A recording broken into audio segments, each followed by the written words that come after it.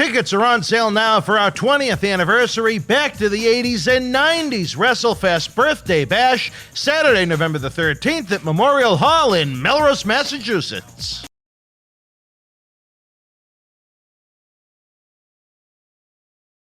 Wrestling fans around the corner, around the world, I'm Dan Marty.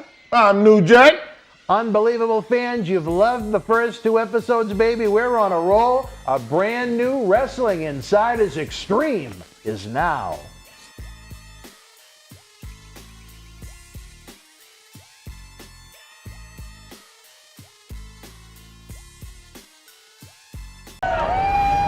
This is Mick Foley. This is Harley Race. This is Shelton Benjamin. This is Mr. Wonderful Paul Orndorff. This is the Monster Abyss. And this is Daniel Bryan. This is JBL, and you're watching the MWF. Be there live.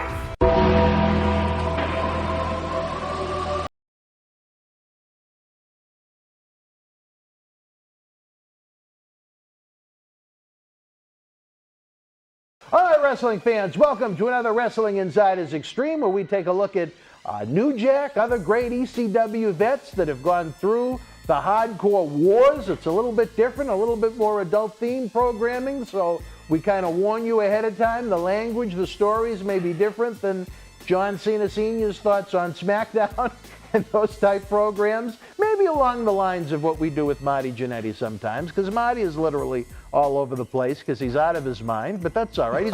He's a good man. He said to say hello to you. I love Marty. Marty's a great human being. Yeah, I love Marty. Every Thursday night at 10 p.m. we have a blast with Marty, but you know, it's a shame that Tony appears to be gone now that he's got his $200 pewter, but you know what? We got the hardcore icon himself, New Jack, and I am thrilled about it. There were people that were shocked when I said we were bringing New Jack in, but like I said, the man whose opinion, Marty obviously put you over very strong, but the one that really meant a lot was almost like I told you in the car, the man, he's almost like the father figure to everything we do, John Cena Sr. He popped big time when he found out you were coming in, and the first 2 episodes have just been, I think, gold. I've been having a blast with these.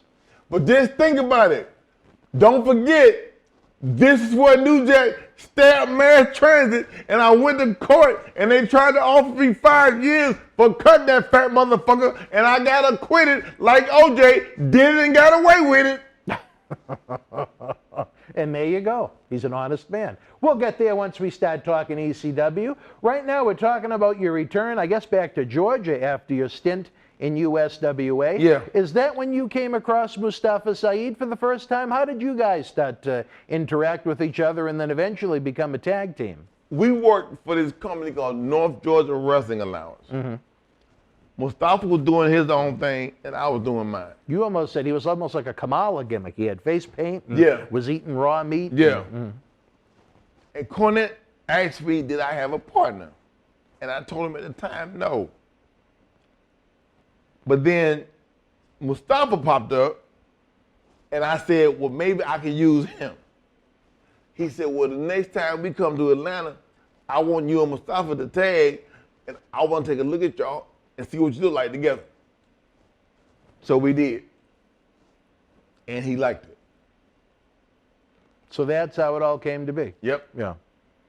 So how long of a gap did you have between USWA and Smoky Mountain? A few months. A few months? Yeah. Okay. So did you have a regular 9-to-5 job? Were you trying to live off the indies at that point? I was a bouncer. You were, okay. So the best wrestling job of all, right? Yeah. Yeah. What kind of a club? Regular or? A titty club. Hey, what's wrong with that? It was a titty club. What's wrong Titties. with that? Yeah. Did you have an easy, you didn't even need the rats at that point for a place to stay. You had your own. No. I had my own place to stay in. You were thrilled. You loved it. You could have the quality ones over if you wanted.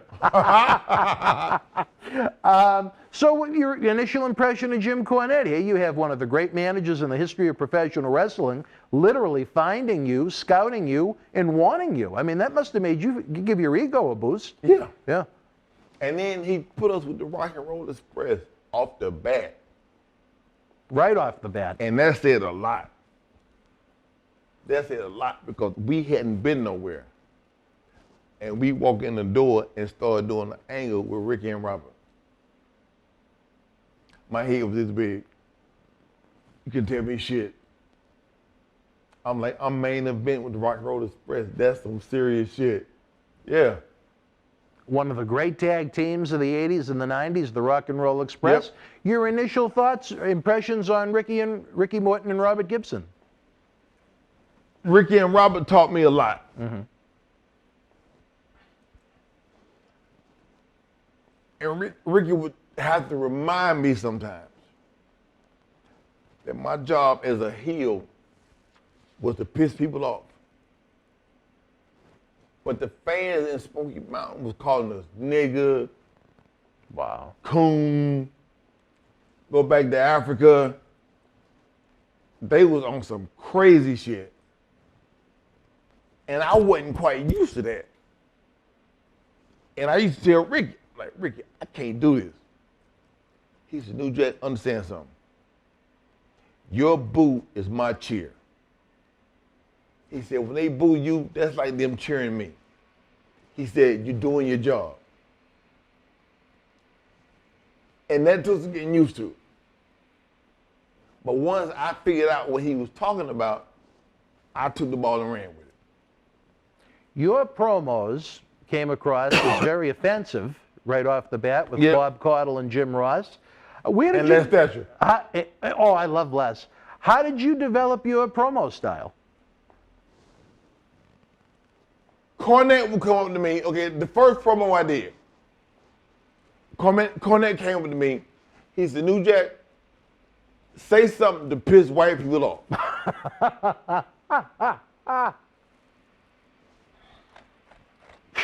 Now, how much thought did you put into it? Not a lot. Not a lot. And I said, say what? He said, let me think about it. He came back a few minutes later. He said, say something about OJ.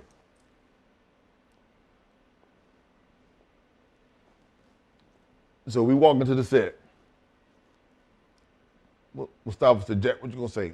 I have no idea. I said, I have no fucking idea what I'm gonna say. I'm just gonna say it, whatever the fuck. So I started cutting this promo. And I dug into it to the point where I was like, I want to give a special shout out to O.J. Simpson. Keep up the good work. Too less to worry about. Dude, them white people lost their mind. They was out in the back with bricks, sticks. Really? The cops was having to hold them back, and they were like, we're gonna kill them goddamn niggers. You know what I mean? Oh, they was hot. Really? And this was 94, right? He still the trial hadn't even finished. Yeah, Yeah. yeah. And Cornette texted me. We had pages then. I called him back. He said that was perfect. He loved it. Yeah. Really? Isn't that great? He said, Jack, that was perfect. He said, we need more of that. I said, Jim, you trying to get me killed? He was like, no, we need more of that. So every goddamn week, he would come up with something. He would give me the point. All right? And then I would just take the ball and run with it. And it was gold. Wow. Now, when you were working for Smoky Mountain, did you have your own place to stay, or was it the same thing? You were trying to the pay a little bit better in Smoky Mountain than it was in USWA? Yeah. You weren't having to live off of high school kid money? No. What did an old school guy like Bob Caudle think when you... Oh, dude, Bob almost had a heart attack. That motherfucker was like, and we'll be back. Motherfucker. You know, Oh, he cut you off? yeah, when I thought come on program when I was done, Yeah. that's how he went. That's how he wrap it up. He'd be like, and we'll be back. The fuck? Yeah. And what about Les and JR? Did they have any kind of response to those style of Oh, promos that you were cutting? Jim Ross loved it. And Les was like, every week we would start wrestling more. And Les would put it over big time. But look at the Gangstas in the ring doing wrestling holds. Look at them. They learned something new this week. He put it over big time. At what point did D'Lo Brown get added to your entourage? Cornette came up to me one night. And he said, Jack, next week we're going to need some black people. We're going to need some? For security. Oh, okay. I said, Jim, we're in West Virginia. I said, ain't no niggas in West Virginia. And he was like, we're going to need something. Well, D'Lo had a tryout that night. And he worked pretty good. Black guy, light-skinned. I said, use him. He said, for what? I said, for my security. Use him. He said, you want me to make him part of the Gangstas or just one time? I said, no, let him be part of the Gangstas. So he hired D'Lo that night. And that's how he got his job. Wow. And he has thanked me for this a million times. I think he's a great guy. I like D'Lo. Yeah, I love D'Lo. First class. Easy to work with when Yeah. we've had him. Yeah. Wow, so it was because of you that door really got open wide open for him to join a hot faction. Yeah. With, the heat that you guys were getting. Yeah. Yeah.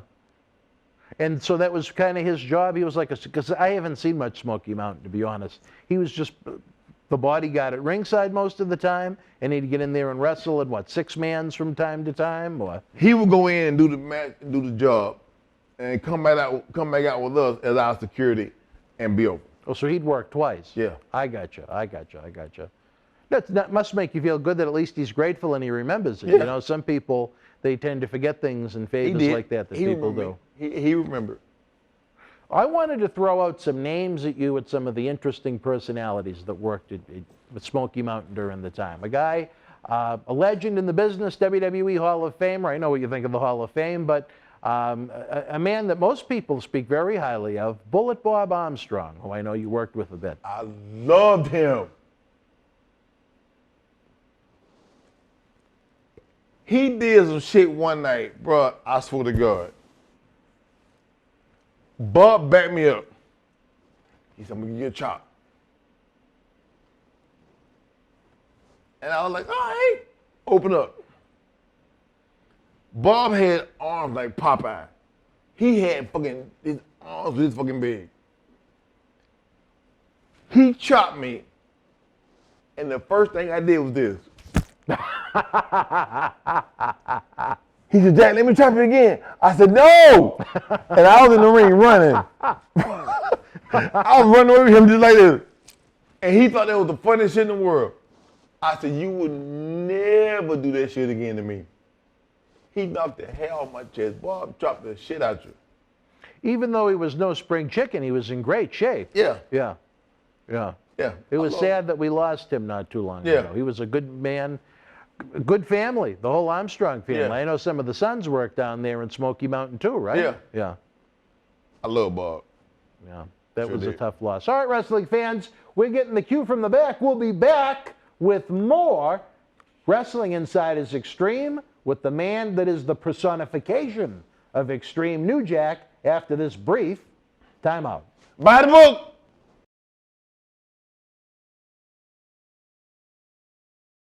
All right, wrestling fans, welcome back as we continue to talk the talk about this man's great career. He mentioned the book before we went to break. You can find it at great bookstores everywhere, Amazon.com, or maybe the best place to find it is theonlynewjack.com. Yep. Isn't it good that there's only one? Yep. I don't think the world could handle two. We've been having a lot of fun on these shows. We haven't even touched ECW, which I know a lot of you guys are frothing at the lips for, but the man did a lot before ECW, so it's definitely worth trying to break down and chronicle. I hope for these shows, as I've mentioned before, WWE, They've bought every library they want to buy. They present history the way they want to present it. But that doesn't mean there isn't a place for great talk shows like this for guys to document their careers and their experiences and the people that they worked with, both good and on the bad side. We have a lot of fun with the variety of guests we had. Yeah. I'm thrilled to have you here with us. As we continue to take a look at Smoky Mountain, we talked about Bullet Bob and the Armstrong brothers. What about another one of the brothers that we lost not too long ago that was at Smoky Mountain right around the time you were there? Tracy Smothers. Yeah, Tracy taught me a lot. Yeah, what did you learn from Tracy? I learned a lot. The psychology I learned from Tracy. I learned that from Ricky and Robert, but Tracy taught me a lot. I remember we did a match one night, and Tracy was like, Jack, it's me and you. He said, I'm gonna call the whole match. Don't worry about it, just show up. So we did a match. Tracy called that whole match. And I went over on Tracy, on TV. We was doing holds, wrestling holds. We was reversals. We was doing all kind of shit. You know what I mean? And people was like, Jack, you learned all that shit? I said, no. I said, Tracy taught me. No, I ain't learned shit. And they was like, what the fuck? Yeah. But Tracy taught me. He taught me a lot. When you broke into the business, was your anticipation that you wanted to work this brawling, hardcore style? I was doing wrestling before I was doing hardcore. Mm-hmm. The hardcore came at the end of Smoky Mountain. We started doing an angle with the Dirty White Boy and Tracy Smothers, street fights. So when I went to ECW, we fit right in. Because we do, but before we did hardcore matches, we was having wrestling matches. And a lot of fans don't know that. A lot of fans hadn't seen that. You know what I mean? Yeah, I haven't, to be honest. And I tell you one match to look up. Look up New Jack versus Tracy Smothers, Smoky Mountain. Good stuff? Yeah. Fans, you heard it.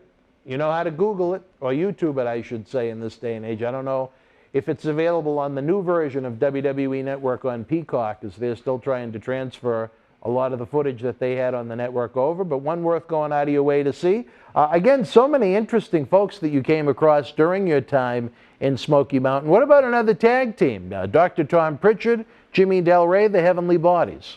Taught me a lot. I got color for the first time with Tom Pritchard. Really? Yeah. Now, did he do it or did you do it? I did it. You did it?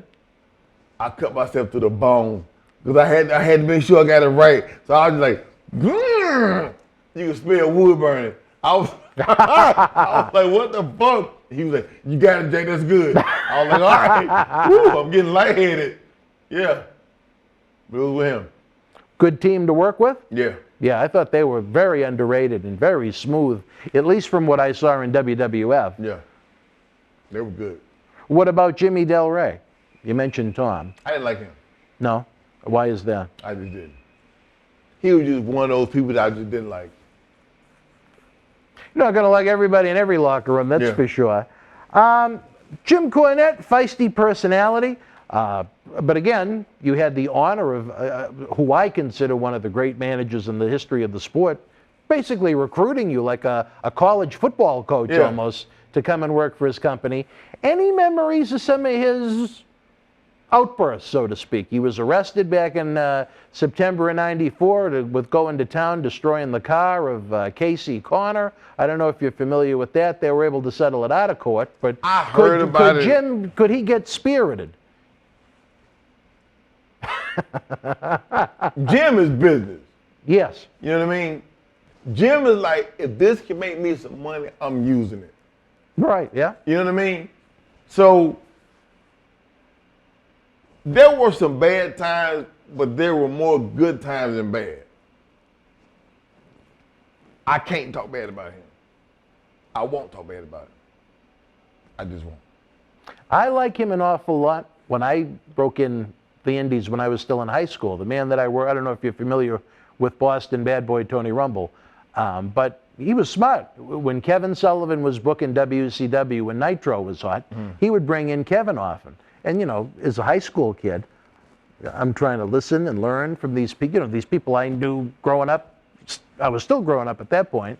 But then as WWF started to get hot in '97, he started to bring in Cornette, who was at one point involved in the booking team and then involved in the office. So, you know, again, my ear is just trying to listen to what these people would have to say about wrestling and learn. You know what I mean? As a high school kid, I mean, but that was invaluable to me. So I think for all the people that knock Cornette for his comments on his podcasts and on Twitter and things like that, all I can say is they probably have never met him, and they don't understand the great passion and love he has for our industry. Right. So again, I'm like you. I couldn't think of a negative thing to say about the guy. Can't do it. I won't do it. Loves the business. Sometimes he's just a little outspoken about it, but you know, there's a few people in wrestling that are a little outspoken, believe it or not. What about Hot Stuff Eddie Gilbert? I know he made at least a brief pit stop through Smoky Mountain. I met him, but we never had any interactions with each other. I met him in Smoky Mountains, but we didn't talk. Good talent? Yeah. He passed away, Mike. I think he was in his early 30s. He was pretty young when he passed. And that's a shame because, you know, according to those that I know, he was one that had a great mind for the business as far as creativity. 33 to be given spots at times, even in WCW on the booking team. You know, that says something right there. What about a man that went on to greater fame under different names, but in Smoky Mountain he was the Unabomb?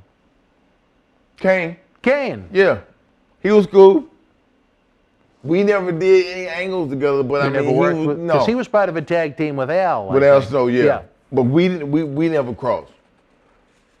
But a good guy overall? Yeah. Did you ever think he'd go on to run one of the biggest cities in all of Tennessee? Isn't that something? I never thought about it. Isn't that something, though? Yeah. I mean, my God, the people, think of the guys that worked with Jesse Ventura back in the 80s. Did they ever think he'd go on to run an entire state? Right.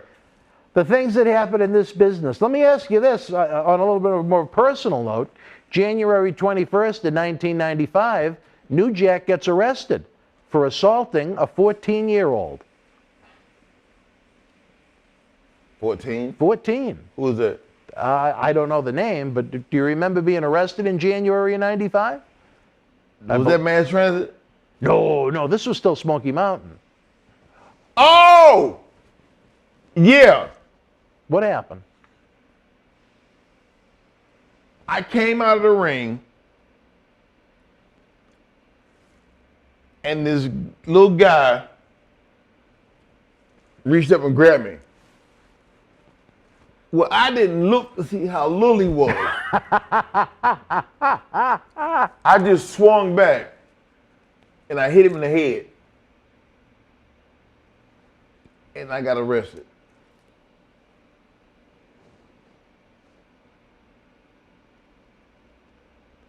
And I didn't go to court. Did not? No. Okay. So I had left Smoky Mountain.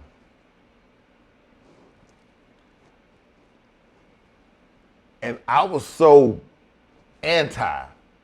I was like, I am never going to do another show in Tennessee again, ever. Really? But I had a warrant in that little town for failure to appear in court for hitting that guy.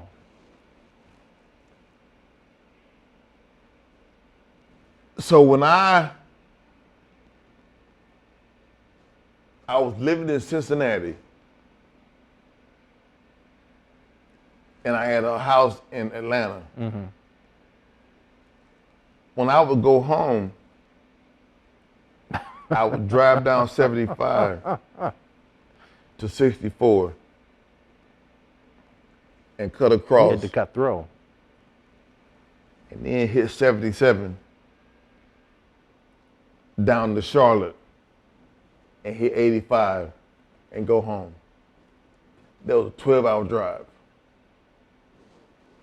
And I still haven't went to court. When TNA signed me, the first thing Jerry asked me, he said, "Do you have any warrants in Tennessee?" He said, "Because we've been told you got warrants everywhere." I said, "Well, I do." He said, "Well, before we put it out there that you're working for us, you got to get it taken care of." Mm-hmm. So I called. Actually, I had gotten arrested for hitting the little guy, but I pushed the cop. Oh. And he fell down and scraped his elbow. So I had charges for fighting the cop. Yeah.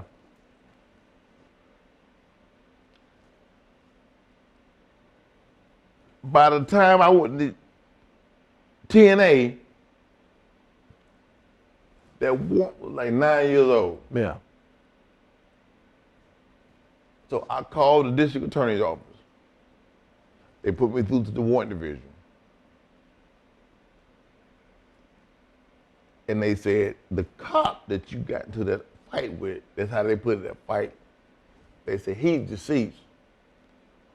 You didn't kill him, but he's deceased. Yeah. They was like, if you pay the court costs and the fine, we'll withdraw the warrant. So I had to pay for that. And I had to bring the papers to Jeff Jarrett. But the little receipt they gave me was showing that the charge had been dismissed. I kept them in my car for like a year. Just in case you got pulled over? Or how much was the fine? It was like $300 and something. Oh, it wasn't that bad. No. No. No. Oh, well, so you got out of it pretty easy then. Yeah, you just you just no-showed the court date, that's all. $300 and you're in with TNA. Yeah. 20 some odd years later. Again, funny how it works out, wrestling fans. We got the signal from the back. We're going to take a brief timeout. We'll be back with more Wrestling Insiders Extreme with New Jack. Check out theonlynewjack.com while you're waiting. Tickets are on sale now for our 20th anniversary Back to the 80s and 90s WrestleFest Birthday Bash, Saturday, November the 13th at Memorial Hall in Melrose, Massachusetts. Wrestling fans around the corner, around the world, I'm Dan Marty. And I'm John Cena Sr. Johnny, the momentum here in Boston wrestling continues as we continue to build and build and build. The fans want to know, how do we help? We subscribe to the Patreon, but we see all the great merchandise on that set. Coronavirus may have killed the nightlife, especially for someone like Marty, but our acclaimed eBay store is open 24/7 around the world. Wow. Check it out. Support Wrestling Insiders in-studio shoot interviews on eBay with this brand new personally autographed WWE Royal Rumble 2021 11x14 poster signed by WWE Universal Champion Roman Reigns, his advocate Paul Heyman, and Kevin Owens. Reigns and Owens battled for the Universal title in a last standing match January 31st in the Thunderdome in Tampa. This limited edition collector's poster is number 31 of only 50 produced. Comes with WWE authentication hologram on the poster itself. Also comes with an on-air shout-out from WWE Hall of Famer Mr. USA Tony Atlas and a bonus autographed 8x10 photo. Get this rare, awesome collectible for your man cave and help keep wrestling legends working now. Boston wrestling sports in the MWF explodes into a new year with professional wrestling content galore and need you to join our family. Every Tuesday night at 10 p.m. after our Monday Night Raw review, it's Wrestling Insiders at your house with WWE Hall of Famer Mr. USA Tony Atlas. Wednesday nights at 10 p.m. after NXT and AEW, join rotating legends on Wrestling Insiders Special Edition. Every Thursday night at 10 p.m. after our NXT and Dynamite review, it's Marty Jannetty's no-holds-barred sex, drugs, and rock and roll journey on Wrestling Insiders Party with Marty. Friday night after SmackDown, don't miss John Cena Sr.'s Wrestling Insiders Fabulous Fridays. Plus, look for classic clips, history videos, bonus live episodes, pay-per-view watch-alongs, and more. For less than a cup of coffee at Starbucks, get early ad-free access to our Wrestling Insider talk shows, our acclaimed studio shoot interview DVD library, and help keep wrestling legends working during the worst of times. Join our growing family at patreon.com/Boston Wrestling. Expect the unexpected in 2021. Cheer. Why, hello. I would ask what was on your mind, but I already know. You want to know what has got my beard looking oh so majestic. And I'll tell you, it's sexy as hell beard care.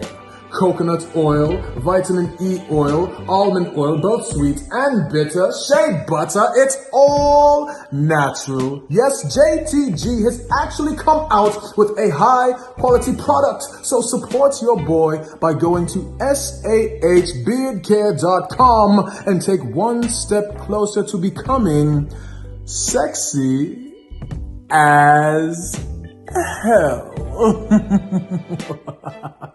Cheer. Ooh, cheer.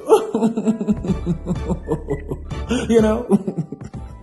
Wrestling fans, welcome back to Wrestling Insiders, having fun reliving the Smoky Mountain days with New Jack. You probably don't get asked about that as often as you do your ECW trials and tribulations when you do interviews like this? No. No. Well, it's kind of fun probably then, Yeah. like a trip down memory lane. April the 7th, 1995, just a couple of days after WrestleMania 11 in Hartford, Connecticut, you wind up in a match with the one, the only, the man that was guided by this guy, The Undertaker. Memories of wrestling The Undertaker in Smoky Mountain. We had a good time. And he was like, after the match, he came up to me. He said, New Jack, everybody that I talked to, they said you was going to be impossible to work with. He said, most of the guys was like, you can't work with him. He said, but if there's anything I can ever do for you, if you need help, he said, call me. Because we put that motherfucker's ass over. And one of the funny things I did that night, I had a tooth pulled that day. So we show up, and my jaw is swollen. I can't talk. And I was like, Mustafa, let's go to Walmart. He's like, for what? I said, just trust me, let's go to Walmart.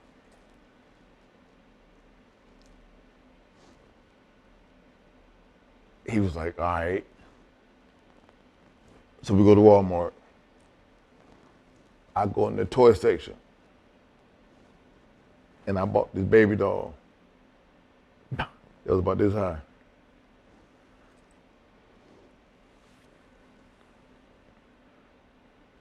We came to the ring. And I walked in the ring. I had on this long trench Raider jacket. And I had the baby doll stuck down in my jacket with a noose around his neck. And I stood there and held it up and just let it swing back and forth. And they lost their motherfucking mind. Mark was like, Was he in the ring at this point or no? yeah. Oh, he already did his entrance? Yeah. He was like, oh God, right? And every time he would come near me, I would scream and run. He grabbed me by my shirt. I almost ran out my shirt trying to get away from him. And he was like, Jack, if they put my character over like that in WWF, it would be so much easier to do. He said, but what you did was the way it was supposed to be done. You ran like it was Michael Myers coming after you. Yeah. Yeah. So, and he always told me, he said, if there's anything I can ever do to help you out, let me know. Was Paul Bearer there too? Yeah. Did you interact with him at all? Yeah. What did you think of him? I thought he was cool. Yeah, I love that guy. Yeah, I thought he was cool. We miss him. Yeah. Still, we have our tribute to him on the set. The match, though, it was him and Tracy Smothers against you guys, And a flag match. What kind of a flag match were you guys having? I had a flag made. It was a black flag with a white X in the middle. Mm-hmm. They had the rebel flag. So the loser got buried under the flag. Okay. So we had cheated on Tracy, and we beat Tracy and Bob, I think. The second night you did a 6-man Yeah, with Armstrong. yeah. But we buried him in that flag. So the Undertaker was brought in to help them get revenge on us. And that's how it happened. Were you pumped to find out that you were working Undertaker when you found out when you were doing the build to it? Not really. Really? Huh? One of the big names in the industry like that? It didn't. I mean, I was flattered, you know what I mean? Yeah. But I didn't fucking mark the fuck out. I was just like, I'm working Undertaker. I mean, good, you know what I mean? Yeah. One of the big Smoky Mountain events, Volunteer Slam in May of 1995. You was again worked with Bob Armstrong, and he teamed with probably the first time you worked with the man, Terry Funk, another hardcore legend. Memories of Terry Funk. I don't remember. You don't remember the match? Really? Oh. I don't. Thoughts on Terry in general? I like Terry. You like Terry? I like him. He ain't too crazy about me Why is that? because he did a banquet. And this was the first ECW pay-per-view we were supposed to do. But they said because I stayed up cut mass transit, that the show got canceled. Oh. I had been snorting coke all night.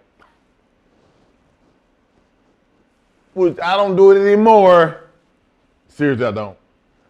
But I had been snorting all night. And Paulie asked me to go up and cut a promo about Terry Funk in the banquet. He said, make it about 3 or 4 minutes long. Well, 30 minutes later, I was still cutting this promo.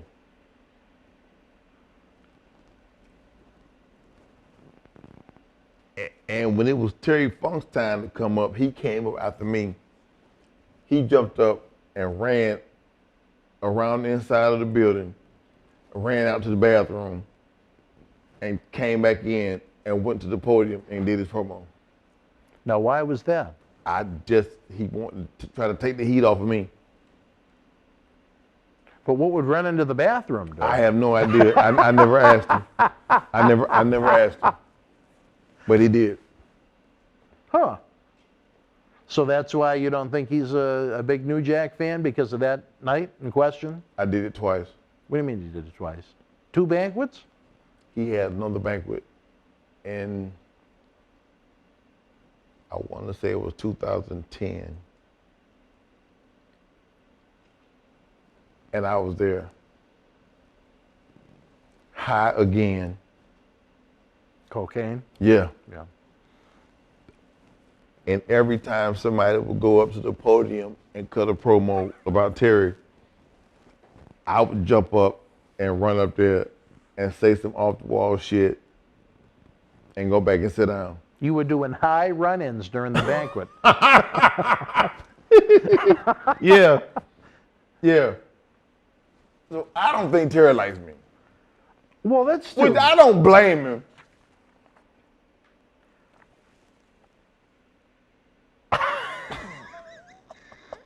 You did high run-ins during a banquet to the man. Twice. A tribute to the man. Twice. Where else can you get this kind of content, folks? This is a true original. And This is a genuine human being. Whether you like what he's saying or hate what he's saying, this is a genuine human being. Terry, I told you I was sorry. Are you sorry now? Yeah. You are. You know what? If you're genuinely sorry, accept the apology. Yeah. I don't know if the Cauliflower Alley Club is going to extend an invitation if they see this interview, but I think it would make for a very memorable banquet out in Las Vegas to have you there. Yeah. Dear God. So what was going on? Pretty much right around that time you were wrapping up in Smoky Mountain. Did you have a contract with Smoky Mountain? Did you have a verbal agreement with Smoky Mountain? How did the relationship start to come to an end? People in Kentucky and West Virginia was complaining a lot. A lot of sponsors Oh, you guys were too much. was complaining. They was like, that's a bit much. So Cornette went from it was making money to now it's a problem. Ah. So he told me that our run was up in 3 weeks. Oh, he gave you notice? Yeah. Oh, okay. Okay, I didn't know. Well, I had been talking to Paulie and Todd Gordon at ECW. And Todd told me, he said, we want to use y'all, but we want y'all to come up next week. I wasn't familiar with this promoter war, you know, the Booker war. Right. I wasn't familiar with all that.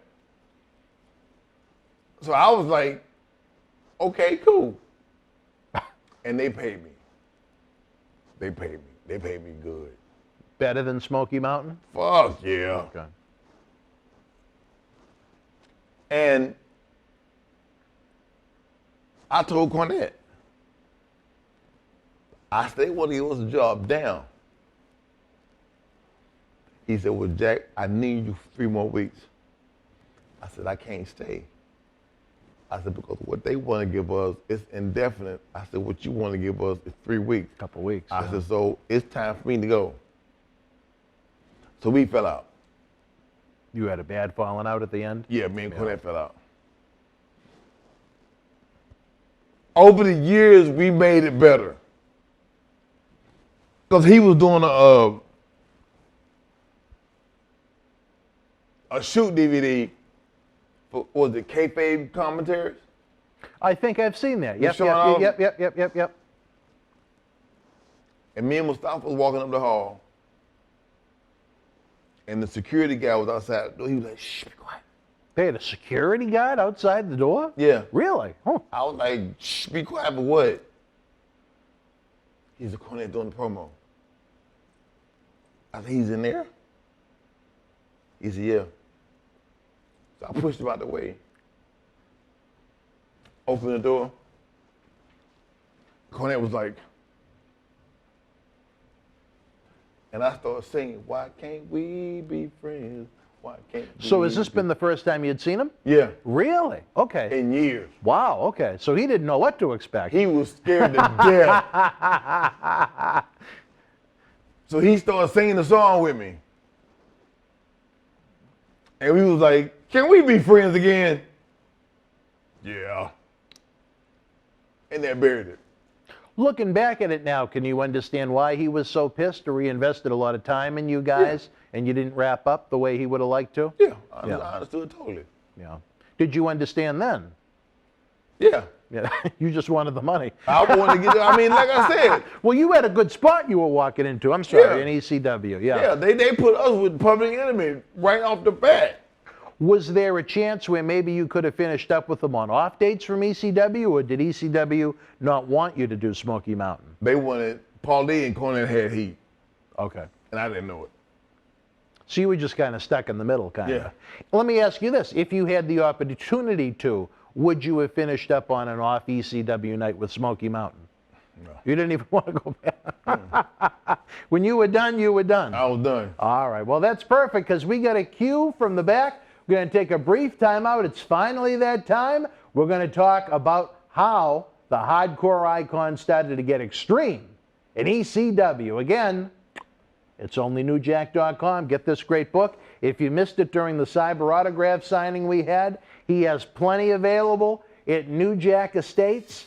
somewhere down in the beautiful Carolina areas, a gated community, of course. You have to have it mailed to you. You can't go to the front door. We'll be back after this brief time out, folks.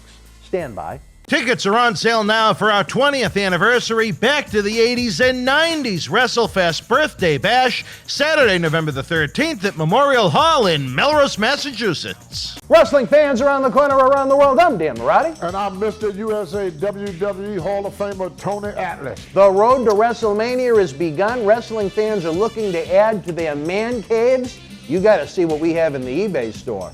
Check it out. Here's your chance to own a piece of history from the 2020 WWE Draft. On the second night, October the 12th, The Fiend, Bray Wyatt, and Alexa Bliss unleashed hell on Andrade and Zelina Vega.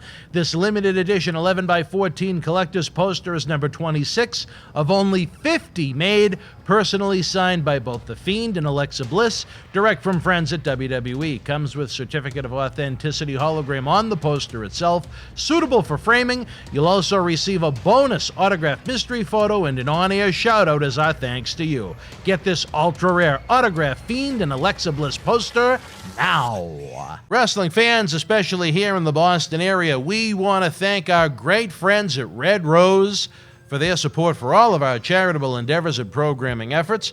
Red Rose is 2 years young and extremely thankful for all the support they've had from our neighbors here in Melrose and beyond for an amazing first 2 years. Red Rose thanks Melrose and all of the first responders who have fought the good fight and have never given up hope during these unprecedented times. We did it together. Follow Red Rose on Facebook for their anniversary special, facebook.com/Red Rose Melrose. You'll be glad you did. Open until 2 a.m. Red Rose will give you fresh, piping hot, mouth-watering food that'll put an ear-to-ear smile on even the toughest critic's face. Check out their full menu online at redrosema.com or give them a call, 781-620-1889.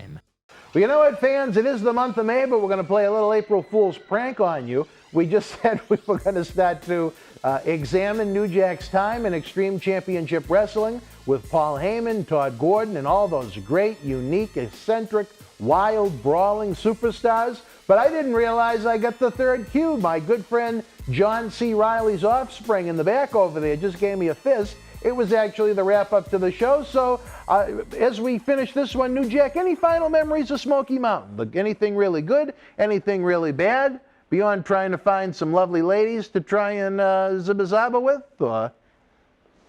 I am fucking married and you are not going to throw me up under the bus. No. I had fun at Smoky Mountain. I learned a lot from the Rock and Roll Express, Tracy Smothers, Dirty White Boy. I couldn't have picked a better fucking group of people to help me out. And I will always give them guys credit. They helped me like a motherfucker. Tracy, rest in peace. I love you much, bro. Ricky and Robert, y'all will always be my number one. Dirty White Boy, I don't know where you at these days, but you probably fatting out of shape with a bald head. But if you are listening to this, pay attention. You are still my motherfucker. Please believe it. A lot of great veterans for you to learn from there in Smoky Mountain. Yeah. Simple way to sum it up, kind of? Yep. Now, I would be remiss, before we go, as it always comes up, whether it be Marty or the Sheik, what was the medicine situation like down there? Was it kind of tame compared to ECW? I wasn't fucking with no medicine when I was Smoky Mountain. I wasn't doing maybe it. Maybe a little this. I know Bob Armstrong loved a little of that. I never smoked weed. Really? No. You were a true medicine man, as the Yes. Sheik would say. When I hit ECW, I tried to start up Columbia, but that was ECW. Smoky Mountain, it never happened. You were clean. Yeah. What about even an adult beverage? Oh, I drink. Yeah, but that was it. Yeah. Good for you. All right. All right, wrestling fans, you learned a little bit more about Jim Cornette and Smoky Mountain and New Jack's point of view for such a great promotion that unfortunately didn't last much longer after New Jack left and went to ECW. But in our next episode, folks, get ready to get extreme. We got some great content coming your way. Again, I thank New Jack for being here with Thank you, us. man. Again, folks, if you did miss the cyber autograph signing we had back on May the 8th, check out this book. He was actually nice enough. He gave me a copy off the air. It is pristine. You're going to love some of the stories in it, his trials, his tribulations in life. The best way to get it is to head on over to theonlynewjack.com. As let me tell you, brother, there's only one New Jack. For our friend New Jack, I'm Dan Marty. We'll see you next time on Wrestling Insiders Extreme. Good night. Throw it up.